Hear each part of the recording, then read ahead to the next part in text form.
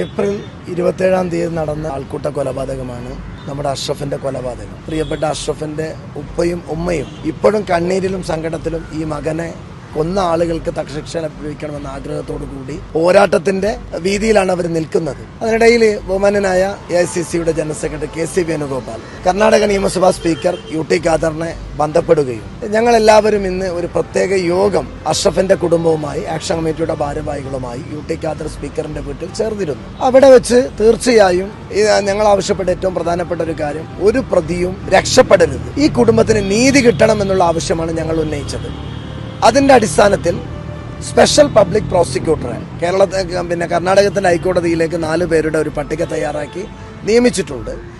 മംഗലാപുരത്തെ കോടതിയിലേക്ക് special public പ്രോസിക്യൂട്ടറെ 2 ദിവസം കൊണ്ട് പ്രഖ്യാപിക്കുമെന്നാണ് ഇന്ന് നടന്ന സ്പീക്കറുടെ വസതിയിൽ നടന്ന യോഗത്തിൽ ഞങ്ങൾക്ക് ഉറപ്പ് ലഭിച്ചത്.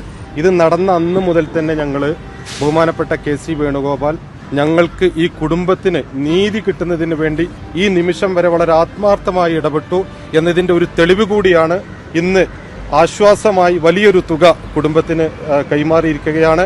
കേരളത്തിന് KC വേണുഗോപാൽ കോൺഗ്രസ് നേതാക്കളും അവരുടെ നിർദ്ദേശപ്രകാരം ഞങ്ങൾ ഇങ്ങോട്ട് കർണാടക വന്നത്. അവർ ഞങ്ങൾക്ക് ഈ കേസിന് വേണ്ടതായ എല്ലാ പിന്തുണകളും ചെയ്ത് അതിന് ഞങ്ങൾക്ക് അതിനുള്ള എല്ലാ സൗകര്യങ്ങളും ചെയ്തു തരാമെന്ന് ഞങ്ങളോട് പറഞ്ഞ് ബോധ്യപ്പെടുത്തി. അപ്പോൾ അതിനുള്ള സഹായദാനങ്ങളും അവർ കൈയായിട്ട് ഞങ്ങൾ തന്നിട്ടുണ്ട്. അങ്ങേയറ്റം അവരോട് നന്ദി രേഖപ്പെടുത്തുകയും ചെയ്യുന്നു.